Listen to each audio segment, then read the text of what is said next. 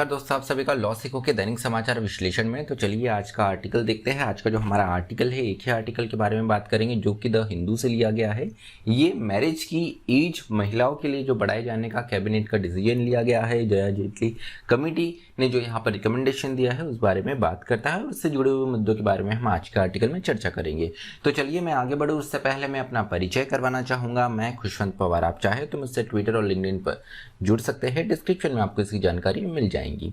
अब आते हैं आज के हमारे MCQ के ऊपर। वो ये है कि CRT से क्या अर्थात है। आपका ऑप्शन ए है ये कंप्यूटर इमरजेंसी रिस्पांस टीम, इसका शॉर्ट फॉर्म है, या option B cloud emergency response team, या option C computer emergency remote team, या ऑप्शन डी इनमें से कोई भी नहीं। जो भी आपका उत्तर हो कमेंट बॉक्स में जरूर लिखिएगा।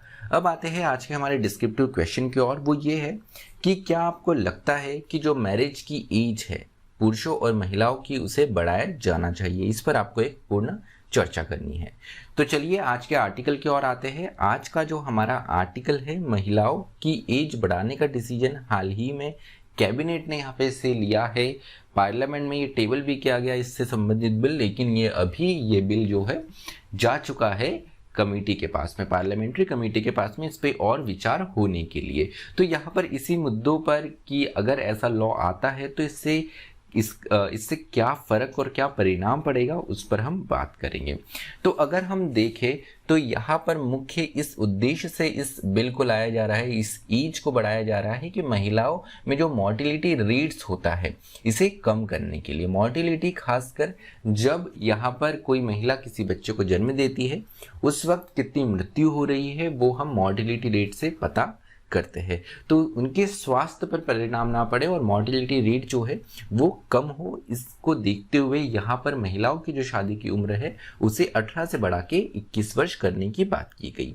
अब यहाँ पर इससे जुड़े हुए कुछ मुद्दे हैं, उनके बारे में हम बात कर लेते हैं। सबसे पहले, The increase in age of marriage for women is futile if it does not ensure access to proper opportunities for women। तो आर्टिकल में बताया गया है कि अगर महिलाओं को समान बराबरी, अपॉर्चुनिटी, मौके अगर नहीं मिलते हैं तो इनकी एज को बढ़ाना भी कोई इतना फायदेमंद नहीं रहेगा। उसके अलावा अगर हम देखें तो बहुत से हमारे देश में, आप जानते हैं जैसे हमारे देश में नागरिक संहिता नहीं है, कोई यूनिफॉर्म सिविल कोड नहीं है। अलग अलग धर्म के लोग अपने अलग अलग यहाँ पे सिविल कोड फॉलो करते हैं। कुछ धर्म में ये कोडिफाइड है, कुछ में यहाँ पे ये कोडिफाइड नहीं है। अब यहाँ पर ऐसे ही अगर हम देखें तो मुस्लिम समुदाय में हमें देखने को मिलता है कि इनके पर्सनल, मुस्लिम समुदाय की जो पर्सनल लॉज है इसमें बहुत से लॉ, सिर्फ मुस्लिम समुदाय में नहीं दूसरे समुदायों में भी बहुत से ऐसे लॉज होते हैं जो कि काफ़ी डिस्क्रिमिनेटरी होते हैं। इस आर्टिकल में मुस्लिम समुदाय के लॉज की बात की गई है। तो मुस्लिम समुदाय के जो पर्सनल लॉज है इसमें अलग अलग हमें गैप्स और रॉन्ग्स देखने को मिलते हैं। इसको करेक्ट करने के लिए बहुत से लेजिस्लेशंस भी लाए गए हैं। हाल ही में जो ट्रिपल तलाक को बैन करता हुआ लेजिस्लेशन आया है जिसमें 3 वर्ष का पिनल प्रोविजन का प्रावधान रखा गया है। तो इस प्रकार के और भी यहाँ पे लेजिस्लेशन समय समय पर लाए गए हैं मुस्लिम पर्सनल लॉ में सुधारों के लिए। तो यहाँ पर बताया गया है कि लेकिन हमारे देश में पहले ही अगर हम देखें तो चाइल्ड मैरिज रिस्ट्रेंट एक्ट हमारे देश में मौजूद है। उसके बावजूद भी मुस्लिम समुदायों में यहाँ पर ये उतना स्ट्रिक्ट रूप में एप्लीकेबल नहीं होता है। एज ऑफ प्यूबर्टी को यहाँ पर मैरिज के लिए उपयुक्त माना जाता है मुस्लिम पर्सनल लॉ के अंतर्गत। तो कई बार हमें इस तरीके की घटनाएं भी देखने को मिलती है कि मुस्लिम समुदाय में 18 वर्ष से कम आयु में ही लड़की की शादी कर दी जाती है। तो इसी प्रकार से यहाँ पे बताया गया है कि अगर ऐसा कोई लॉ लाया जाता है तो यहाँ पे मुस्लिम समुदायों पर भी ये समान रूप पर एप्लीकेबल होना चाहिए।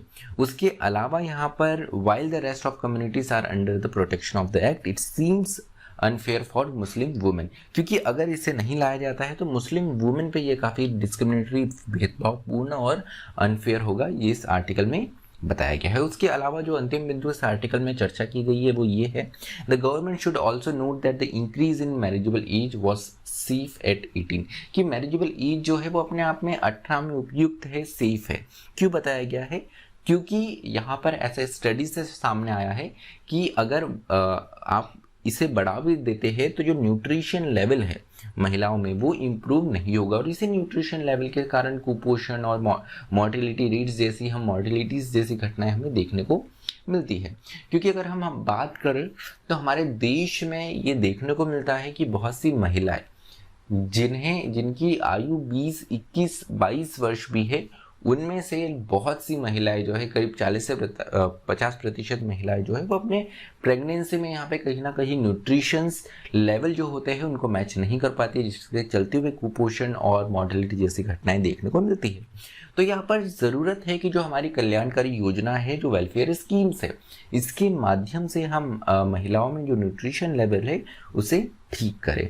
उसके अलावा एक्ट का, अगर ये नया एक्ट आता है तो इसका दुरुपयोग भी हो सकता है। बहुत सी बार हमें ऐसे को देखने को मिलता है कि अगर हम बात करें कि यहाँ पर देखने को मिलता है कि यहाँ पर गैर समाज में अंतरजातीय विवाह देखने को हमारे देश में मिलते हैं, ऑनर किलिंग जैसे मुद्दे हमारे देश में देखने को मिलते हैं।